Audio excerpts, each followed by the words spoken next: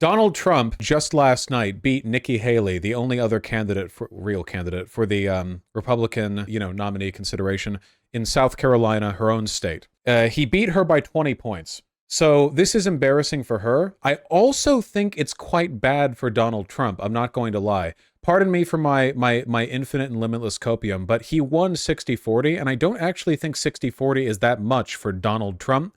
I know that Nikki Haley was in her home state here, but still, yeah, 20 points isn't a lot considering what the point difference has been in the past. I have never seen the Republican Party so unified as it is right now. Never been like this. Donald Trump has won his fourth straight contest of the Republican nominating battle for 2024. Why are you recording this in a kitchen? Hello? But his last major remaining Republican rival, Nikki Haley, says she's not ready to drop out after losing her home state of South Carolina. We'll keep fighting for America, and we won't rest until America wins. I am dumbfounded by the this horrible jacket, that she's wearing. What is this?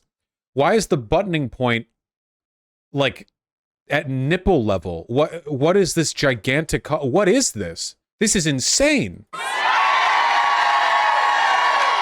This is like some Hunger Games like shit you'd see from people up in the arena. What? Haley came in second to Trump in a contest that has occupied much of the political sphere over the last couple of weeks, since other contests in New Hampshire and Nevada. For Haley, she's continuing to make her argument that as the last major remaining candidate facing Donald Trump in this primary, she wants to offer voters in the states that follow. She in the club, yeah, AP journalist, like doing a line and then going out into the hallway before the bathroom at the club to quickly record this out and like text it at the editor over at AP offices. Follow an option instead of what she's called a coronation of Trump as the nominee for this fall's general election.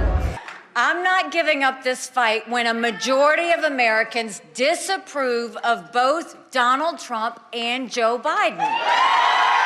Why are there seams that are running down the front of the jacket at the sides like this?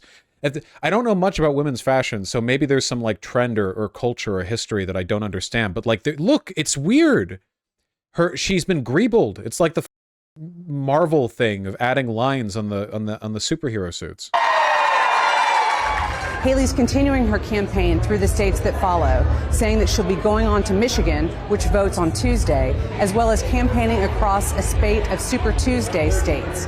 After that point, she says she will make another evaluation as to how much further her campaign will go. Oh, and what is the collar doing? Is that a collar gap or is it just a weird shape? It looks like there's a 4-inch collar gap. Go. Her hair is blocking it. Nice. Magician says he created Biden AI robocalls. Cool. Very nice. Yeah, anyway, yeah, don't play the next video, please. Let's get the Associated Press call. Where are the numbers? So again, I know that, I know that this is, Ron DeSantis down there is like post dropout or whatever. I know that this is Nikki Haley's state, but nonetheless, I have to say I'm pretty surprised. I would have expected Donald Trump to get more than 60% here. I know it sounds like kind of waffling or like not that much of a difference, but 70%, 75 was what I was guessing, given the fact that it's her state. Also interesting, look, Columbia and Charleston counties, these were the ones that went to Nikki Haley majority, which means that weirdly, like, we're seeing a replication of the Democrat-Republican urban-rural divide split just here between Nikki Haley and Donald Trump, where Donald Trump effortlessly swept all of the rural counties over here, 84, 78, 66%, all around here. But then in the urban areas, Charleston, Columbia, Nikki Haley actually, which is interesting, I don't know how much that's going to reflect on the like electoral biases of Republicans who live in urban areas, going out there and voting against Trump. I don't think it will. It probably doesn't mean that much. Whatever the case is, like the GOP primary is functionally done. From this point forward. I mean, it was kind of done from the word go. It was obviously over before it began, but now there's not even anything interesting to cover. This was the last candidate and this was her home state. That's it. it's indicative of Trump struggling in the suburbs. Yeah, it used to be back in 2016, the suburbs were heavily leaning towards Trump, at least more so than they are now. But over the past 8 years, suburbs have been leaning more and more Democrat on average. I still think that they're full of Hitler particles, but on average, the numbers are bearing that out, which means that it's actually like very, very, very concentrated Trump support in the rural areas.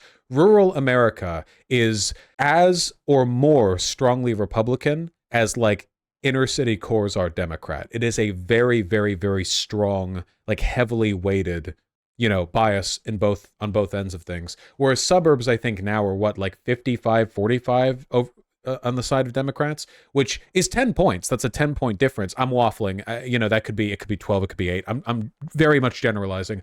What I'm saying is like the suburbs are weighted more towards Democrats than they used to be, slightly, but it's still something. Apart from that, it really is just the rural urban thing. So much of it is about race. Suburbs are filling up with NIMBY, liberal Dems, and moderates. All the neocons are going to field. Well, I think it more has to do with the fact that it's complicated. But I will say this much. There is no other Republican alive who could win the rural poor the way that Donald Trump has. There is nobody else who has that monorail salesman energy. No one else who, despite being literally a spoon in your mouth, New York City billionaire, can, like, they love him. Rural America loves Donald Trump more than you could fathom. You cannot drive between any two major cities in America without passing by a bunch of farms that have set up Trump 2024 signs facing the road. Like, it's everywhere. He's the monorail salesman to all of these small towns and rural areas. And there's no other, and he does this because he comes across as authentic, even though it's bullshit, but like, they fall for it. And no other Republican can sell that energy. So it's really just a matter of like, can he sell it well enough? I don't know. But yeah, the GOP primary is over. It's functionally over. He's uneducated just like them. Other Republicans come off like Ivy League elitists to a lot of rural Americans. Yeah, that's true.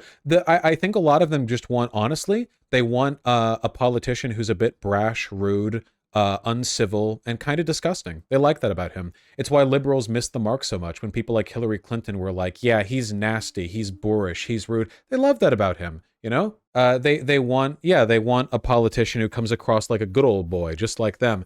Joe Biden does to an extent. He doesn't come across like some stuffy academic elitist, but they want a boy failure president. Oh, true. Don't we all?